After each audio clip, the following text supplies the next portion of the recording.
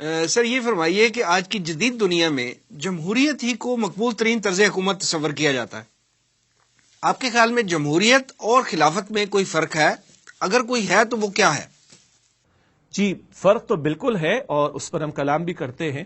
اصل وسیم صاحب سمجھنے کی بات یہ ہے کہ انسان عمومی اعتبار سے پابند ہونا پسند نہیں کرتا، اور اسی میں انسان کا امتحان ہے کہ وہ اپنی مرضی کو اپنے خالق کی مرضی کے تابع کر دے، اور اسی کا نام مجاہدہ ہے، اسی کا نام جہاد ہے، اور اسی میں پھر مزید تقاضے و تسلسل کے ساتھ باتیں بھی سامنے آتی ہیں.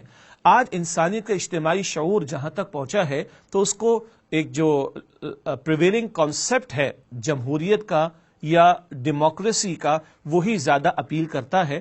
وہ جو بینجامن فرینکلن نے کہا تھا کہ government of the people, for the people and by the people, عوام کی حکمرانی عوام ہی کریں گے، عوام کے لیے. عوام کے منتخب نمائندے آ کر پارلیمنٹ میں بیٹھ جائیں اور جو چاہیں قانون پاس کر دے. اچھا لوگوں کو شراب اچھی لگتی ہے تو چلو شراب کو جو ہے وہ لیگلائز کر دیا جائے. آپ کے علم ہے کہ لیٹ 30s میں یو ایس اے میں پروہیبیشن ایکٹ آیا تھا کہ چلو شراب پر پابندی لگائی جائے. بڑے نقصانات اس کے ہیں، لیکن جتنا اس ایکٹ کے افیکٹو ہونے کے بعد شراب پی گئی اس سے پہلے نہیں پی گئی، اور چند دنوں کے بعد یا کچھ عرصے کے بعد انہوں نے وہ ایکٹ کو واپس لے لیا کیونکہ لوگوں نے کہا کہ چھوٹتی نہیں، کافر منہ کو لگی ہوئی.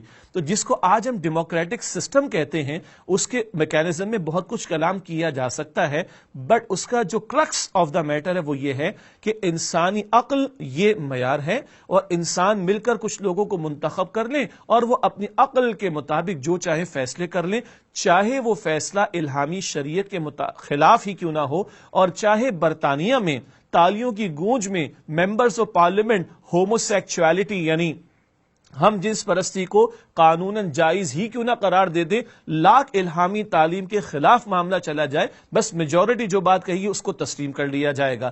اگر اس کا نام جمہوریت ہے اور یقیناً ہے تو یہ خلافت کے تصور کے بالکل برعکس معاملہ ہے. خلافت کا تصور یہ ہے کہ ہم اللہ کے بندے ہیں اور ہم اس کے نمائندے ہیں، اور ہم اپنی مرضی نہیں چلائیں گے بلکہ اپنی مرضی کو اپنے خالق اور مالک کی مرضی کے تابع کریں گے. 3 مرتبہ قرآن فرماتا ہے، سورہ نعم کے آیت نمبر 57 میں بھی ہے، ان الحکم الا للہ، حکم کا اختیار تو اللہ سبحانہ و تعالیٰ کے لیے ہے.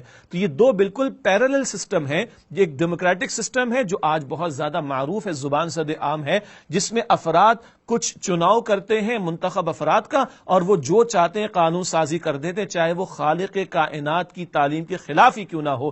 جبکہ نظام خلافت کا تصور یہ ہے کہ وہاں افراد مینج کرتے ہیں معاملات زندگی کو، انفرادی اور اجتماعی دونوں کو، مگر وہ اپنی مرضی نہیں، اپنے خالق کی مرضی کے مطابق، کتاب و سنت کی تعلیم کے مطابق اپنے معاملات کو چلانے کی کوشش کرتے ہیں. تو یہ زمین آسمان سے زیادہ کا فرق ہے جمہوریت کے تصور میں اور نظام خلافت میں.